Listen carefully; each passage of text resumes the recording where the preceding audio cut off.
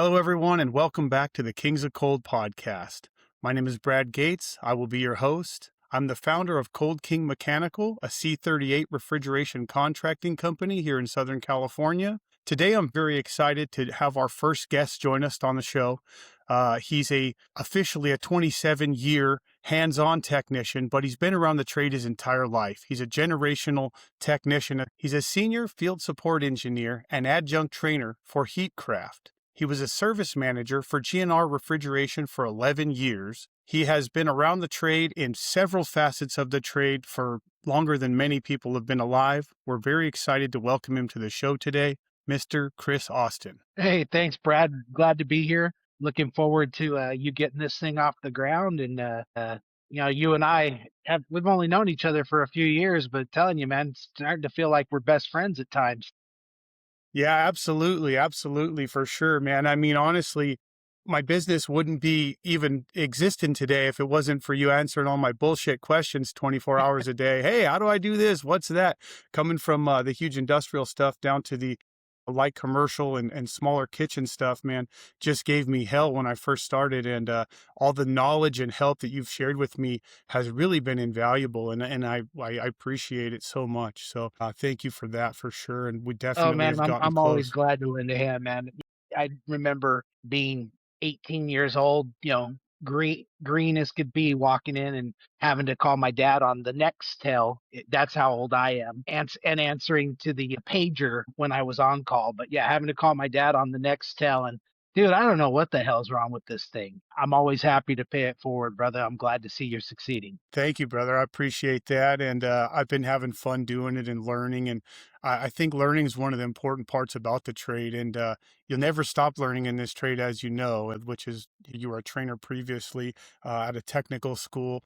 You know that knowledge and constant learning and constant development is what makes this trade go forward. So with that being said, we kind of touched on it already, but can you tell us how you got into the trade? Well, by default, actually, my dad has been in the trade since I was born, and all through school, Dad did not want me to get into refrigeration. I mean, he was always proud of what we did and made a good living, but he had back problems, he had knee problems, he was used to being on call, getting home late, and I grew up in that. Always kind of resented that when I was growing up because other kids' dads were able to take them on vacation in the summer or that. And my dad was working till 8 or 9 o'clock at night. Now I have grown up and understand, and I'm very appreciative of it, but it was tough. But growing up in that, it was always kind of my dad always, oh, go to college, work, as we've all heard, work with your brain, not with your back. But I quickly learned in high school that I didn't like school. I knew that I sure as hell didn't want to go to college, even though I was in honors classes in high school. I had every means to go to college. It just didn't fit what I wanted to do with my life. So I started working for my dad's company the day I turned 18. I mean, literally, I was in high school and started meeting on days that I wasn't working at my job that I had when I was in high school. On those days, I would meet my uncle, my dad, my cousin, one of my dad's employees, whoever was in the area. If they needed help, I was there. I was, just jumped in both feet and was like, nope, this is what I'm going to do. And there were many times when I first got in that over the summertime, working all the overtime and working on some shit that I was like, man, why are we doing this? Maybe I should have gone to college, but Yeah. now looking back, I'm so grateful that I've gotten in the industry and kind of got over that hump of having to do the service work and being on call. One thing that most guys that get in the trade take for granted, or that is that or don't understand, is when you're learning and when you're getting into it, a lot of times you are going to work some god awful hours. You can't necessarily plan for things, especially where I worked, where it was a small company. At most, we had 7 techs at one time. And we Okay. took care, at one time, we had over 430 accounts. So, I Wow. mean, it was a lot. Not that all were active at any given time. The summertime was hell. The most service calls I've ever done in a day is 17. That's And crazy. luckily, I mean, a lot of those were dirty condenser calls, crap like that, where you walk in and the breaker's off and you look and there's a rug on the condenser and you're like, Or, all right, well, I know what was wrong here. And, you clean the condenser, get it fired off. Unfortunately, you might be back 3 or 4 days later because the damn cap Right. tube was plugged on it. Right. The old blow and go. The old blow Yeah, and go. Yeah, exactly. that's a Yeah, bunch. But what was your first shit moment in the trade? Like you're talking about the long hours and the hard summers. What was the first time you just went, holy shit? man. So at that time we took care of some independent markets and no rack systems. They were all just, one-to-one refrigeration systems on them. Hmm. But we were changing out meat cases, and the meat cases we were taking out were built like brick shit houses, man. I mean, these things were stout, solid. We had every 2x4, every mule, everything we could to move these damn cases out of there. For one, the oh shit moment on that was the stench that came out of those meat cases because we had to shut them down obviously the day before and let them thaw. But that Oh, stench is something that'll just never leave my mind. And two, putting in, these cases were from the 80s we were taking out, and I mean, like I said, they were stout, they were heavy, they were built to last. And the cases we were putting back in, granted, we didn't sell them, but we were contracted to put them in. These things were flimsy. I mean, they would fold like paper as you picked them up. We're putting them in going, well, we shit. better be real delicate with these. If we twist these too hard, we're going to put leaks in the fucking coils just trying to get Oh, them in. shit. Yeah. Yeah. That's funny.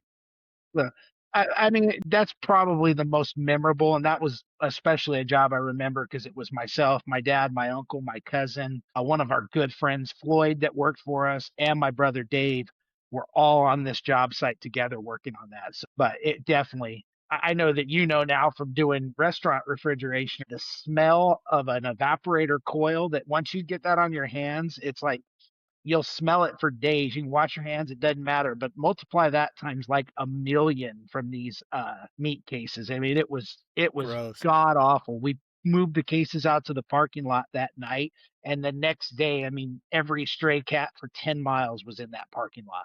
That's funny. I bet you still remember that smell to this day. I used to do work on the chicken ranches, the Yeah. egg ranches and stuff like that. And those coils are disgusting, man. I don't think I'll ever forget that smell. And then you come home and your van smells like it the next day. You're just like, what the hell did I get myself into? But part of the gig, I mean, those places got to be taken care of as well. Yeah, I mean, those are the kind of places too that keep us busy. Let's face it, your chicken ranches, your meat processing, all that stuff. I mean, those are the amongst your restaurants and other stuff, but Yeah. it's all necessary. Even the morgues, man. I learned that one the Yeah. hard way when I started my business. I was like, what the hell? Oh, okay. I guess this is what we're doing now.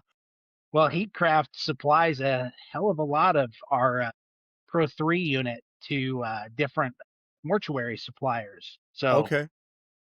I've been out on one site visit at a morgue, but I've worked on a couple and I've talked to countless techs on the phone that were working on it. And I don't want to go inside, man. There's a dead body in there. And I'm like, well, my grandpa always said it's not the dead ones you got to worry about, it's the live ones. But yeah, I Yeah. don't know if I'd want to walk into a walk in and have to stand next to a corpse to work on something. It's crazy, man. I had a customer and I go, hey, man, is there any customers in there? And he goes, what, are you scared of dead people? And I'm like, well, not really scared of them, but I don't like prefer to hang out with them and stuff. You know what I mean? Like it's not a hobby of mine hanging out with dead people. And I called tech support and you helped me actually with this job as well, but I called the tech support guy and I was like, well, I'm just going to stay out of the box. And the first question he asked me, he's like, what's the model and serial number on the unit? And I'm like, where's the label? And he's like, inside the box on the left-hand side. And I'm all, shit, I guess I'm going inside. So it was about 5 minutes later after swearing I wasn't going to open it that there I was staring at like feet poking up in the air. And I'm like, okay, here we go. I guess this is what we're doing.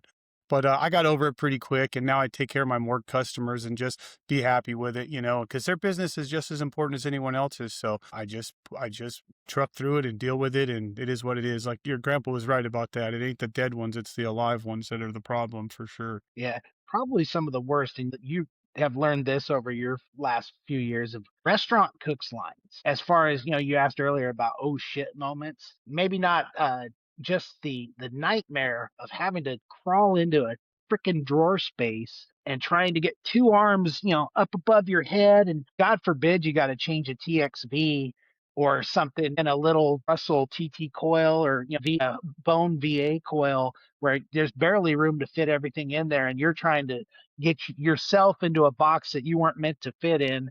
It's got God knows what in the bottom of it because they haven't cleaned it for, since they opened 22 years ago. Happens to me all the time, man. When I first started, I was like, holy shit. I mean, my background's large industrial stuff. You're usually in a compressor room that's bigger than the restaurants I'm working in now. So when I first started, my customers when I first started my business, my customers were like, oh yeah, there's the unit. And I'm like, how the hell am I supposed to get to that? I even remember you and I having conversations where you're like, you got to change that thing. I thought that was a wire. I didn't even know what the hell a capillary tube was. You got to be kidding me. So, and I like, people actually change this shit. So it was definitely a rude awakening for me to learn that I got to climb my ass into that tiny little. I thought attics were bad, but I'll tell you what, climbing into those little reach-ins and under counter whatevers, they can be very tricky. But you figure it out and you deal with it. You get a couple bruises on your back here and there from flipping upside down, and the stainless steel just cuts the shit out of you everywhere. Where you been going lately? How many miles have you traveled? You've been getting around a lot. Like, what kind of traveling do you do overall with your job? Well, I've actually travel kind of slowed down a little bit for me through December and January. But I went to 37 job sites last year, and I only took the field support engineer job, well, officially in February. Before that, I'd been doing both tech support on the phones and the field support engineer job hybridly, where when I wasn't needed in the field,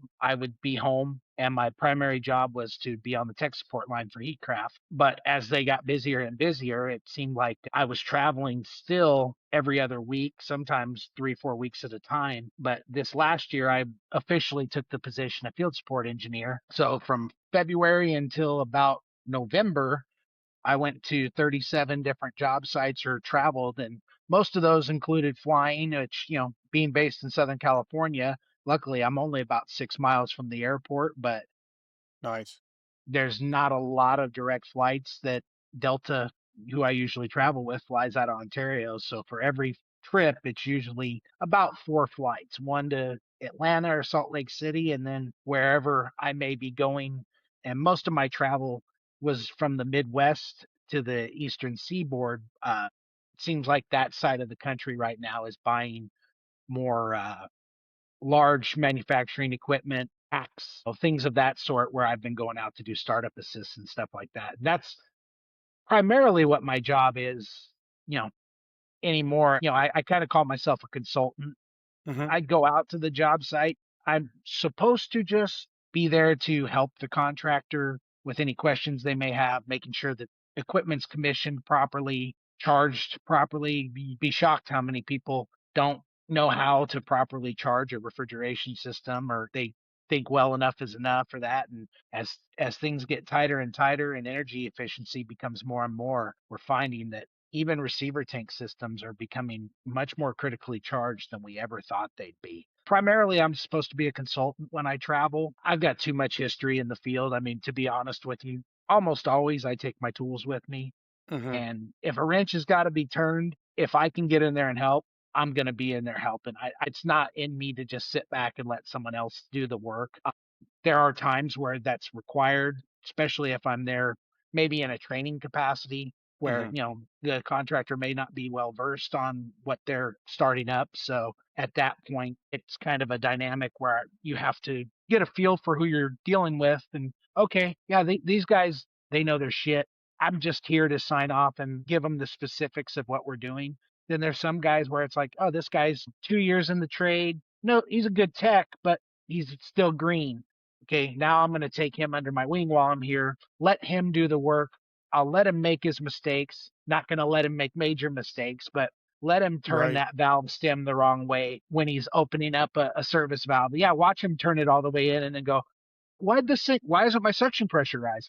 Right. Well, because you just closed off your liquid flow. And I found over the years, not only training techs that work for G&R, but traveling for Heatcraft, or when I was teaching at the technical school or anywhere where I've worked, allowing people to make those small mistakes that won't hurt them, but they'll always remember that. you'll remember that much more than when the guy just told you the right way to do it. When you do it wrong Right. the first time and you have to correct it, it seems like that's cemented into your brain. Yeah, that's definitely a good way to let folks learn. My mentor was kind of that way. He would I mean, once in a while he would just hang up the phone if I called him with a stupid question or a question that he knew I knew the answer to. I'd just get a click and then I'm like, I think I know this. All right, let me get back to my own drawing board. So, and it kind of keeps you from always looking to take the easy way out. You want to go back to your noodle and see if you can find the answer yourself and grow from that point. Speaking of leadership and management, what was it like to get into becoming a service manager and what changed for you in the trade once you became a service manager? Well, so there at G&R, that was a unique situation where, generally for larger companies, your service manager is going to be more of a, and again, this is a generalization. There's many service managers that are out there still turning the Sure. wrenches also.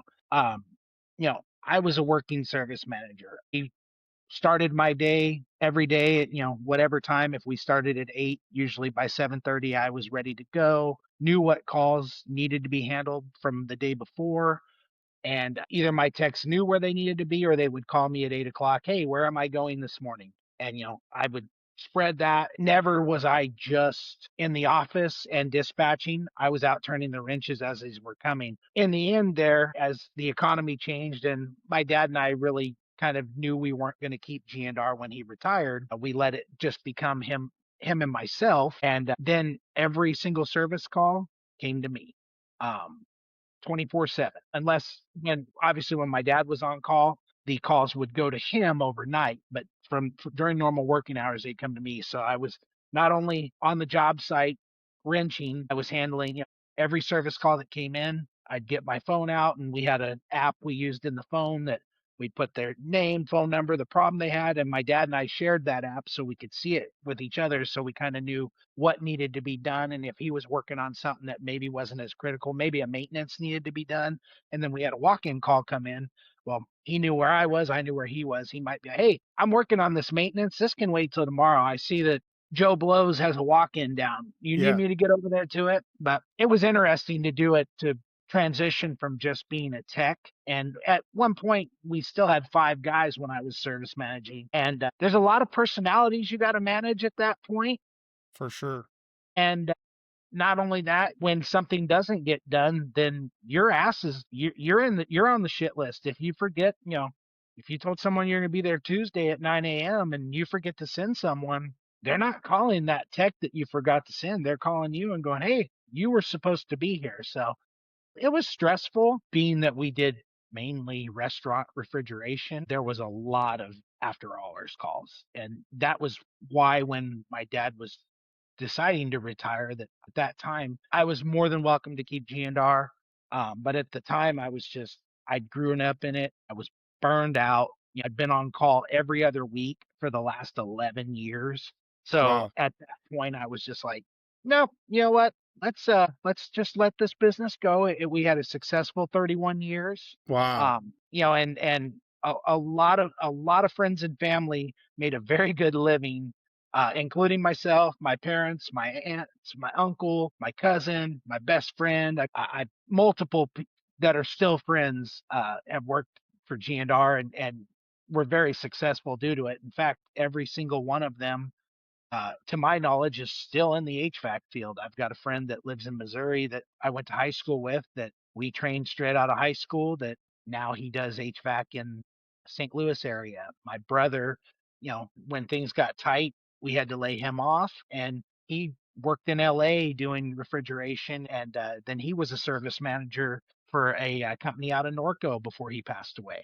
So, those kinds of things, I always take pride in that, knowing that I take some pride in it, but being proud that my dad, his company, and what he built, has built sort of a legacy out here in that industry, where my dad's influence can be seen in multiple states and multiple places. And I mean, we still maintain relationships with all of those techs that we've ever had work for us. That's cool. That's one definitely special thing about the trade as a whole, and one of the reasons why I started my company is because you can build a legacy on this, and there are a lot of people such as yourself out there who are generational technicians, and we run across people who have they're 2, 3, 4 generations deep, and it's pretty cool to build the relationships. I mean, most of my best friends and closest friends are all in or around the trade, and we'll be out camping or something, and it's just refrigeration guys everywhere. It's a tight knit community, and I love being a part of that, and I love that camaraderie that we all share because we've all been there in the trenches with the oh shits and the busted knuckles and the job that has to be done. And it kind of just builds character, and we grow a bond.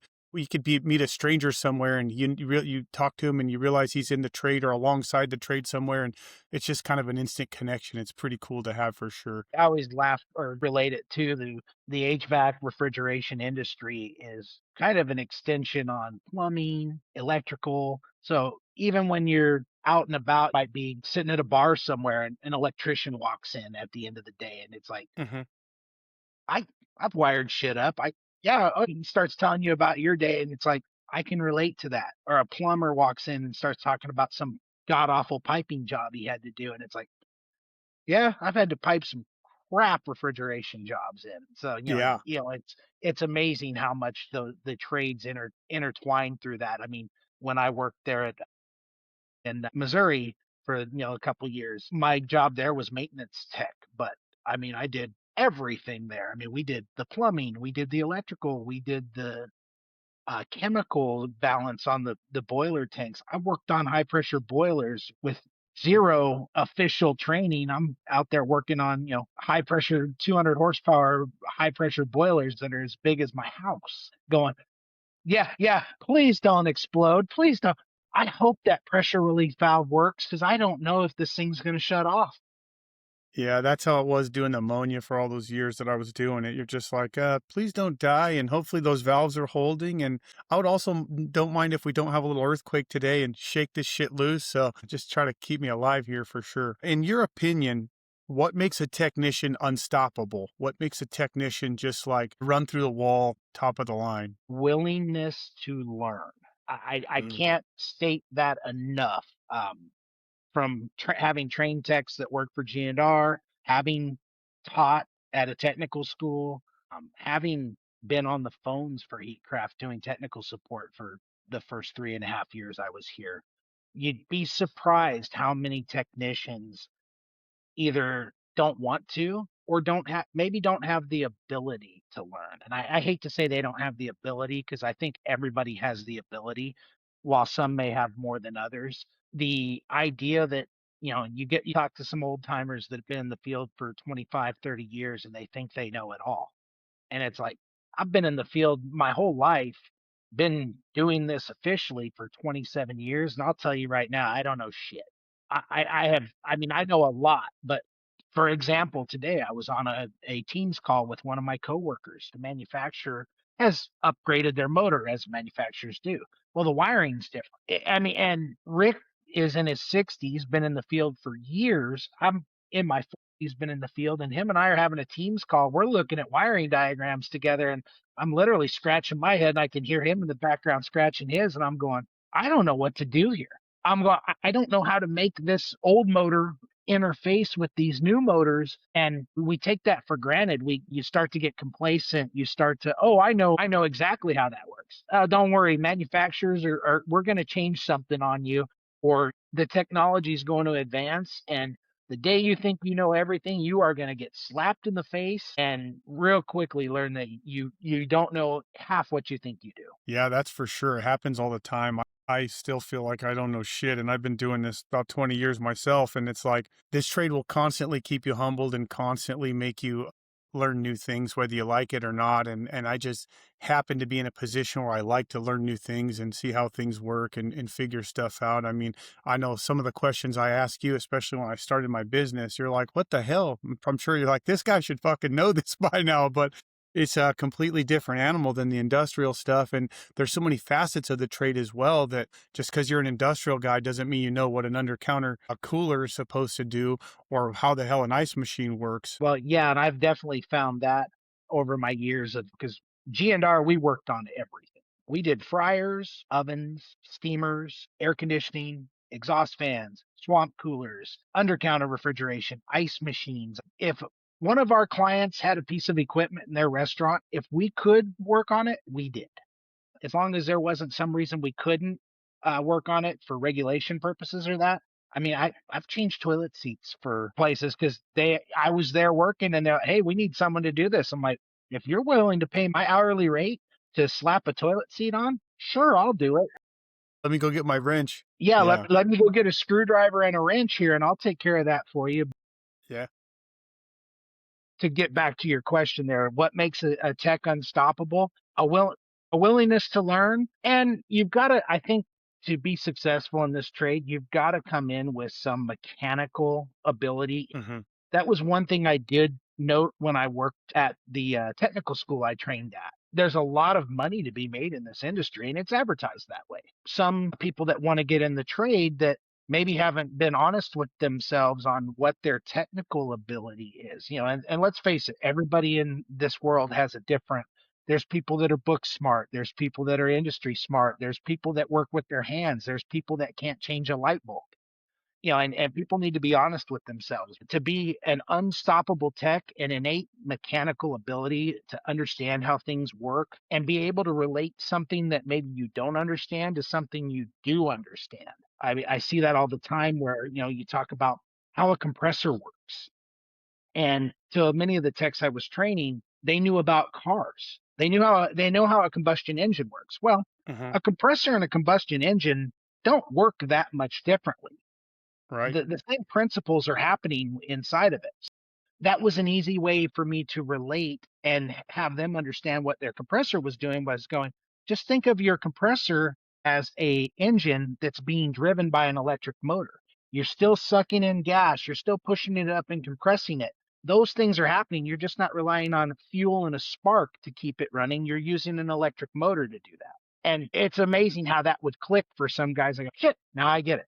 And Yeah. that, I think that on that level, being able to relate back to something you do know makes techs that can do that unstoppable, because now if you understand the physics or what's going on, you can relate it to any piece of equipment. That's good advice. I did that. I worked with my dad at his pool supply store, so I related everything. I went from there to the medical field, and when I was learning the heart, I related the heart actually to a pool pump, which sounds kind of weird. And then when I started doing refrigeration, I related the flow of a refrigeration system to pool pumps and the heart. So I was just putting back together pieces from my technical experience from previous trades through the years that I've learned. And I do that a lot with customers as well. I'll constantly be talking about carburetors when I'm talking about a TXV or an EXV or a fuel injector, because people understand that and they know what it does. It meters this specific thing. So I definitely get what you're saying with that, and it makes perfect sense, and it's a great way to teach people. The industry as a whole right now, what do you think is changing the fastest? I know you have a great insight as to what's going on working with the manufacturer, and you're kind of seeing how the game is changing and how things are kind of shaping up in the future of the trade. But what do you think is changing the fastest? Man, that's a tough question right now. The integration of A2Ls from my employer's standpoint over the last 2 years, a lot of focus was put onto that because we had a hard set deadline. January 1st, 2026, no more HFCs, or at least no more new equipment could be sold with HFCs. Now, I'm not a regulatory guy. I'm not in our legal department. I just know that a hell of a lot of engineers and people smarter than me were really focused on getting ready for A2Ls, which that's a big change in the industry. A2Ls are not explosive. There's a lot of techs I talk to that are just terrified of this or think that, you're going to light a match and a walk in with a leak, it's going to blow up. And it's just not that way. They are partially flammable. They have to be there in certain concentrations before they'll ignite. We've gone for the first 100 years of refrigeration that we weren't using flammable refrigerants. But Right. now you have a situation where you have this partially flammable gas that we have to change our thinking in the industry. Gas and go was a huge thing that happened for a lot of years. Even when refrigerants were $1 a pound, it was more cost effective to once a year go out and put 2 or 3 pounds of refrigerant in rather than fix a leak or locate a leak that was going to take you 4 or 5 hours to find. Yeah. Or So, maybe not find it all. or maybe not find it all and then have to justify to your customer why you charged them $300 for leak checking and you never found a leak, or Right. you had a leak on the suction service valve, which Yeah. The we've all Schrader. written. Yeah, on the Schrader port. Yeah, we've all written that invoice before. Yeah, That yeah, yeah, yeah. found leak on suction Schrader port. Thank Schrader was God your leaking. I customer tightened it doesn't. up. We're good. Yeah, exactly. Yeah, you might have found a leak there, but in your mind you're going, I don't think that was the only leak, but it was the only one I could find. That's the only one I could locate at this time. The other thing to touch on, the biggest change, electronics. Uh-huh. That there is a reluctance to go to electronics. Even though electronics have become, in a lot of ways, more reliable than the mechanical equipment, there's still kind of a passing of the guard that needs to happen. And it's hard for me because I grew up, I can make either one work. I don't have a problem with mechanical. And a lot of times I still think mechanical is easier. you know, I'm well versed in Beacon 2 Intelligent, which is our new line. It's a very simple system if you understand the principles it's using for control. I mean, let's be honest, a lot of techs barely understand how the refrigeration system works to begin with. There are a lot of parts changers out there in the world, Yeah. and parts changing might have got you by with mechanical systems. You're going to change a lot of parts on electronic systems, And it's going to get expensive. it gets real expensive. And at the end of the day, you may still be calling Heatcraft and telling them, hey, I've changed every freaking part on this and it's still not working. And then you get me on the other end of the line and I say, well, what are your pressure control settings? And they go, what does that matter? The evaporator doesn't even talk to the condenser. Well, it does, because the principles of the thermodynamics here dictate that the compressor has to be running anytime you have a call for cooling. X, Y, and Z have to happen. Well, if your compressor is not running because your pressure control is not set properly, all bets are off. And you've changed 10 components on this system. The only problem was your low pressure switch was set improperly. And I've taken that call hundreds, if not thousands of times. I mean, that's a hard pill to swallow, especially as a technician being on the phones, having to tell a technician, I'm sorry that everything you did didn't fix it, but everything you did wasn't the correct solution to begin with. It all kind of goes back to the central theme here: willingness to learn and mechanical knowledge. Having a knowledge of the physics that go behind what we do really is going to make a technician better, and really is what's going to drive our industry forward. We're not going to have mechanical thermostats and TXVs for the foreseeable future. Yeah, energy standards, environmental standards, things like that. And one of the things I found is just, you can probably attest to this as you've seen me do it, but guys get their ego in the way. And it's like, don't be afraid to call tech support. If I walk up to something I never seen before, or maybe even haven't seen in a while, but I know it's tricky, I'll get on the phone with tech support first. I was doing a startup recently and I saw that I was reading the instructions. I know, imagine that, the instructions, right? But I was reading the instructions and the big bold letters right here: if you've never installed one of these evaporators, call us first. What did I do? I stopped what I was doing right then and there. I went outside and I got on the horn with the guy. He didn't have anything exciting to tell me, but I didn't want to find out there was some major thing about that specific evaporator that I didn't know, because I've been in the shoes of the younger guy with the ego, where I feel like I already know this and I'll just do it my own way. And it almost always bites you in the ass. So check in your Oh ego and yeah, not be and afraid to call. callbacks continue to get more and more expensive. Let's face it. It used to be, and especially you understand this, and I can understand that too because I ran a company. And when you're just a technician, you may not understand how much a callback actually costs. Yeah, Oh, what's the big deal if I have to go back? Well, I had to buy gas for your truck to get you there. I had to insure that truck. I had to pay you the hours that you went back, and I can't bill the customer for those hours. All that adds up and it eats into your bottom line, which I always laugh when people want to start their own business or they think that business owners just make money hand over fist. I'm like, right. it doesn't quite work like that. You can make a really comfortable living in this industry, but when you own your own business, you're not your own boss. Every person who calls your phone is your boss at that moment. Because Yeah, if you don't make them happy, there is somebody out there that will. right. There is enough competition in this industry for sure that there's always somebody that can do what you do. And that's where you go back to ego. A lot of technicians or companies get into that where they think that they're the only game in town. And it's like, no, there's tens of thousands of technicians out there that know how to do what we do. You got Hmm. to put your ego aside and do it the right way. Yeah, as much as possible for sure. It also damages your reputation as well. If you're the guy that has 100 callbacks, people are going to start going, this fucker doesn't know what he's doing. And you're either going to get fired or you're going to get all the shit jobs or whatever the case may be. But for me, it's a matter of pride. And I always cared if there was a callback and it mattered to me. And I would always do my best to not make that happen. You're going to get callbacks. It's just the nature of the beast because either you overlook something or worst ones I hate the most are when some other shit breaks. It's completely unrelated. About a year after I started my business, I went and replaced a compressor on a unit on the roof. And then that night they called me and the unit was offline.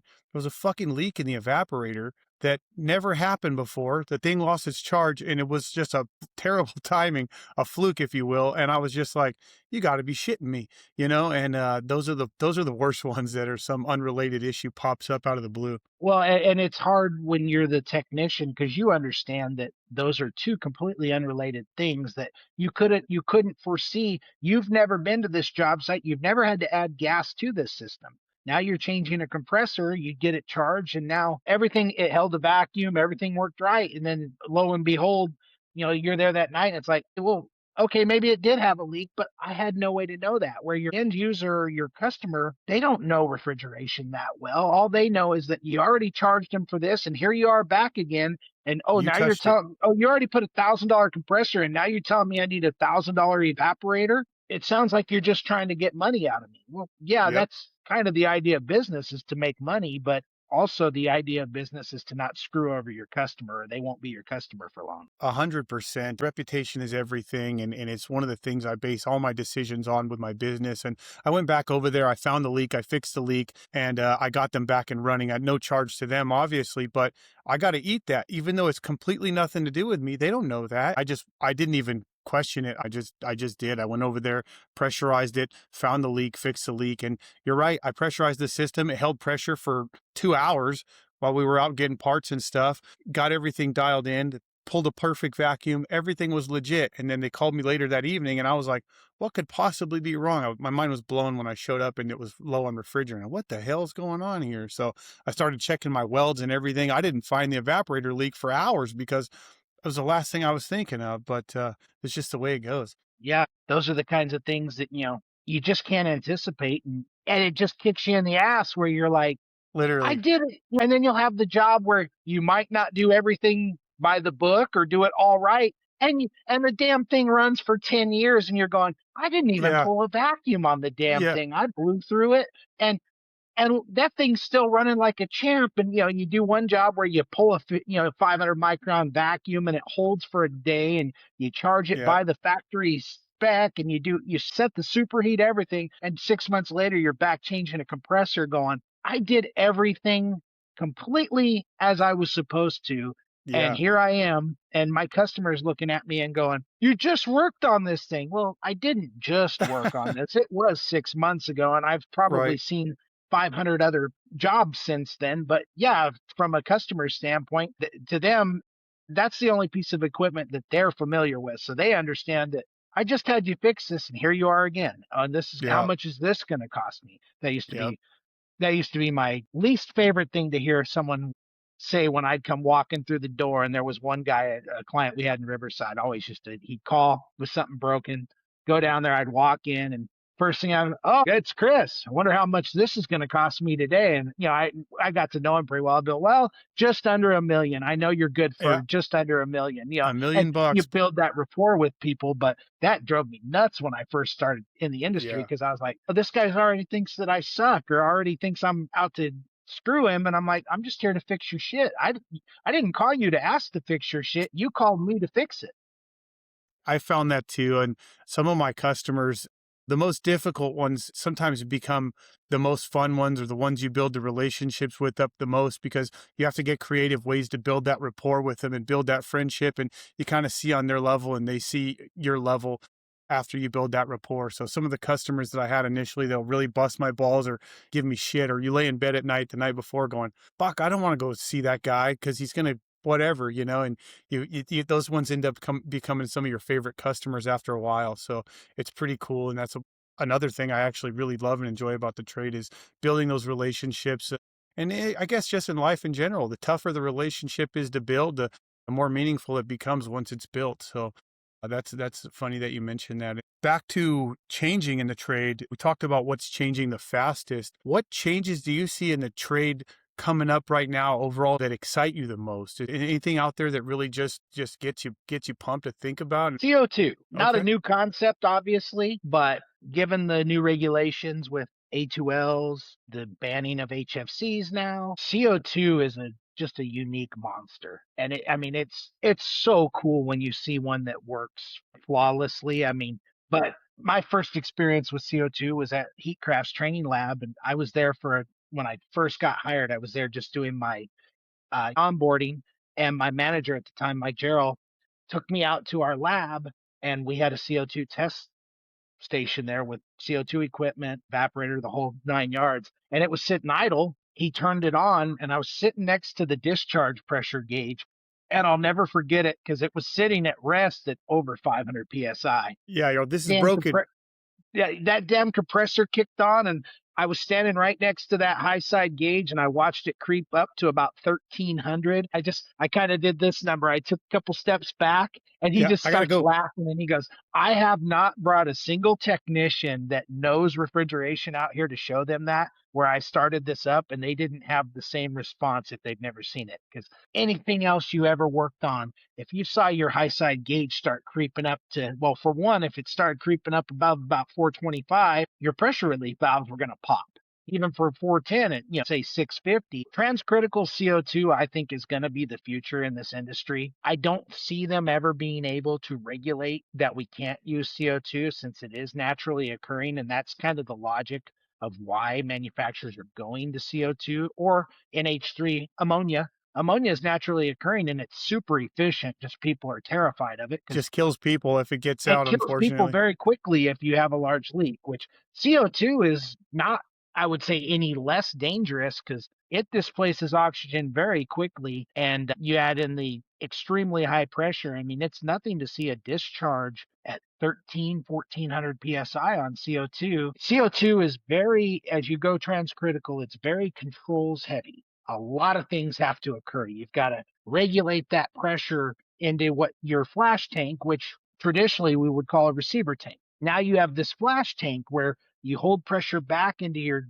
gas cooler, which is your condenser, but because CO2 won't condense above about 1080 psi or 88 degrees, when it's hot outside, these things you have to drop the pressure on that gas. So you have a valve that feeds into this flash tank, and when it goes in the flash tank, it literally flashes because the pressure drops on it, and the temperature drops into a liquid, and now you're storing this in the flash tank. Well, that didn't exist 40 years ago because we didn't have the way to control that stuff. We didn't have EEVs and things like that. That's exciting to work on. The control side of things just fascinates me. A lot of times I think in this industry, and you probably can attest to this, that I think at times as techs we start to look at engineering and go, well, they asked if they could. They never stop to ask if they should. Just because you can do sometimes, like when you go out and see a job where an air conditioner is hanging off a ledge and there's no way to get to it to work on it. It's like, yeah, whoever put that up there they never had to service it. They just said, I can put it there. I don't want to, Right, but oh well, I don't have to work on it.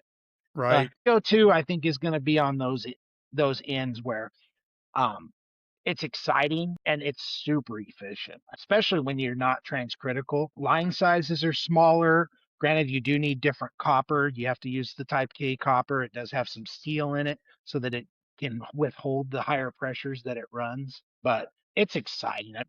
I had my first taste of CO2 in the last year with Heatcraft, that rack startup, and then some other projects that are in the works that are super exciting. But Okay. again, that's going to go back to that willingness to learn. Yeah, You're going to get super controls heavy. It's not right. just circulating gas to a condenser and cooling it to create liquid.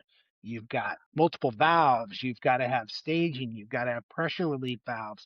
CO2 changes pressure very easily. Just by sitting, it can gain 400 or 500 psi just by changing temperature in the tank it's in. Wow. So all that kind of stuff that's where I see the industry going. Whether you believe HFCs cause global warming or believe in global warming, it doesn't matter what your beliefs are. The fact is they the regulations are going to be geared toward that, so we have to adapt. There's just no way around it. Yeah, we don't Yeah. have a choice. They tell us what to do and we do it. That's up to us to figure it out. And that's exciting for you guys to be on the forefront of it and getting out there and experimenting. And it's really cool to be able to hear your take and see what the big companies are doing to take on these challenges. And I'm excited to see how it goes. If you had to give a message to a young technician who was just starting out, what would it be? Hang in there. I know that sounds kind of weird, but when you first start, everything's so new and exciting. I mean, the first time you solder in a compressor or you wire a relay, it's just because you've never done it, and it's a huge sense of accomplishment. But hang in there and find the little victories. So don't, and this could be even a philosophy in life more than just refrigeration. But Right? enjoy the little victories. There's gonna be jobs that kick your ass. Let's face it. There's that the when you complete the jobs that kick your ass, it makes you appreciate the ones that didn't that much Hell yeah. more. But find those little victories. Hey, today I put a thermostat in. I'd never done that. Hey, today I got to run a recovery machine. I've never done that. Hang on to those first, because you're going to do things a lot of times in this industry, and it's going to get where it's not quite as exciting. And embrace the change. It's too easy to get upset over, why are we doing this? Why are we doing that? It doesn't matter why. That's what Right. they're doing. Unless you're going to get involved in the regulatory side of things and become a lobbyist, which good luck on that.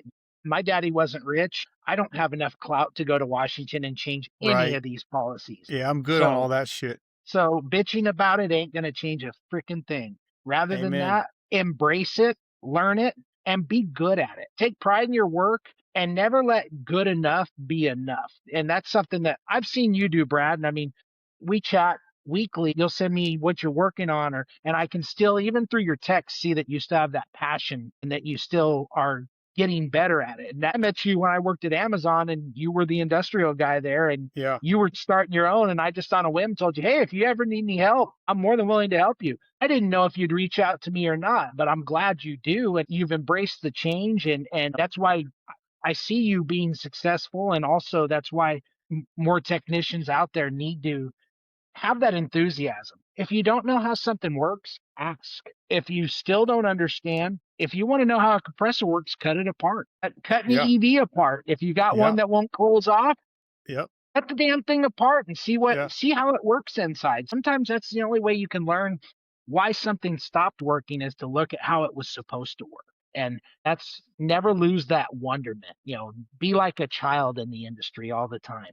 Take every day as this is an opportunity to learn. Some days suck, a lot of days suck, but there are some wonderful days in this industry. I'm grateful so much for it, because I've Same. got a great life. My family's had a great life, and you just have to keep that in perspective on those shitty days that, hey, you know what? It could be worse. I love that, brother, and thank you for the kind words. That means a lot to me. And I am curious, and I am passionate. I am excited to learn, and I do know that I'm going to get my ass kicked. But the difference in the younger me and the me now is I used to be mad that I was getting my ass kicked, and now I just have the confidence to know that I'm going to figure this out and I'm going to know something new that I didn't know at the beginning of that day. And I kind of thrive on that. And I really love that learning. Hearing you say that means a lot to me. And with the knowledge you've shared with me through the last several years have really made me a whole nother level of technician. And I feel like now I can walk in from anything from a huge refrigerated warehouse down to a tiny under counter system or an ice machine. And I can make it work most of the time, but I still got to bother you once in a while. And I appreciate you always answering the call and helping me out. It Oh means a man, lot to me. I always laugh when, and I appreciate that, because being on the manufacturing side now, I don't necessarily see things on the day to day that you're seeing in the field. So there's times you'll send me shit, and I'm like, I haven't seen that. And not only that, keep in mind, I work for Heatcraft, so what I deal with day in day out is Heatcraft. Obviously, Heatcraft knows what's going on in the industry and knows what other manufacturers might be doing, but it's not in my face. So there's times where you send me stuff, and I'm like, hey, that's interesting. I didn't know that anybody was doing that. And, that's, Right? I appreciate the hell out of that. I still, when I'm on job sites or when I travel, I call my dad a couple times a week, or I'll send him texts and just be like, look at this shit. Yeah, I or love that. hey, here's what I'm working on today. And partly because he's retired and I want to keep his mind busy, but my dad still has a passion for it. Granted, he's happy to be retired and Yeah. sees some of the crap we work on and these Hmm. controls heavy stuff. And he's like, why can't we just use a thermostat? No Well, thanks, right? yeah, yeah, he's glad to be out of it, but he still has that enthusiasm. He always just laughs and goes, "It's amazing how far this industry's come since he started in the 70s." Wow, that's cool. I love that. And it's pretty cool to see people like us who've been doing this for so long and you get your ass kicked, you bust your knuckles. We got plenty of scars to show from doing it for all these years. And we're still excited and we're still passionate about doing it and making the best of it as much as we can. And yeah, I agree with you. It's given my family a good life and me a good life. And I'm looking forward to growing the business and building a legacy that extends beyond me. Just wrapping up the show today, what would be your final message to the industry, speaking from an expert's point of view, from a manufacturer's point of view, and from Chris Austin's point of view? What would be your final message to the trade as a Can we whole? can we just get 10 fucking years of the same thing? I, I know that seems like it's asking a hell of a lot, but Right. I mean, we switched to 448 and 449 6 years ago. Those Yeah. are going away. Yeah. Guys, and this is something that I voiced to engineering at Heatcraft. I'm sure that if you talk to 10 different guys that work for 10 different manufacturers that have been in the field, they'd say the same damn thing. Yeah. Can we just, for once, learn something and be able to apply it for at least 10 years before we have to completely relearn? I mean, the physics don't change, but how many different PT charts do I have to have in my head? Or Right. how many different control sequences do I need to know? That would be my only gripe or thing that I could really say to the industry is, for fuck's sake, let's just keep it the same for a little while. That's hilarious. I love that. That's a great closing thought. And I feel you because like what did it take them 20 plus years to get rid of R22? They're phasing in, phasing in, phasing in. And now all of a sudden it seems like R410A just got there. Now that shit's gone. 448's just got here. That shit's gone. And I'm like, wait a minute. We just started this shit. So it seems to be getting phased out faster and faster. Well, and I've heard rumor and from contractors I've talked to that even A2Ls are maybe not going to be a long-term solution. There's already talk that there's some forever chemical in A2Ls that may be damaging to the environment. Yeah, and we haven't even fully implemented A2Ls, and Right. that's where my comment came from, is from hearing these rumors. I go, I haven't even fully learned A2Ls yet and how to implement those properly, and now you're telling me in 2 years I might have to go back to something else, or every system out there is going to have to change gases again. And there again, from a contractor standpoint, how are you going to justify that to your end user or your client when you're standing in front of them and you just put something in 2 years ago and you told them at that time it was the bee's knees, and now you're going, I got to change the expansion valve and this and that because the gas I put in it 2 years ago, you can't get any. Right. It's obsolete. Obsolete. What the hell do you mean obsolete? I noticed that the word obsolete used to take 20 years to show up on something, and now that seems to show up after 3 to 5 years, maybe even less. Thank you so much, Chris, for being on here. I really appreciate your time, brother. It means the world to me. Thank you so much. Where can people find you if they want to reach out and follow you and learn more about what you're up to? So I am on LinkedIn as Chris Austin, Facebook or Instagram, Chris Austin 142 on Instagram. I don't post a whole lot of industry stuff on my socials, mainly on LinkedIn, or, again, I'm with Heatcraft Refrigeration. No plans on going anywhere from them. Heatcraft has been absolutely wonderful to me in the 4 years. I have to give a shout out to my team there. Honestly, best team of people that I have ever worked with. I always say support those who support you. That's why I speak so highly of Heatcraft. They really are a great company. You can always reach me at Heatcraft if you have any questions or anything. Kings of Cold Podcast at gmail.com. We're going to be getting a TikTok pretty soon, Facebook, a couple other outlets, but don't be afraid to tell your friends, and tell their mom and their dad and all their friends. So we're trying to get this thing going for the trade and for people who are interested in growing and learning. So again, Chris, thank you so much for your time. You have a wonderful day, brother. We appreciate you. Appreciate it, Brad. Thank you so much, and looking forward to your continued success also, brother. Thank you, man. That means a lot. Have a good day. Bye-bye. You too.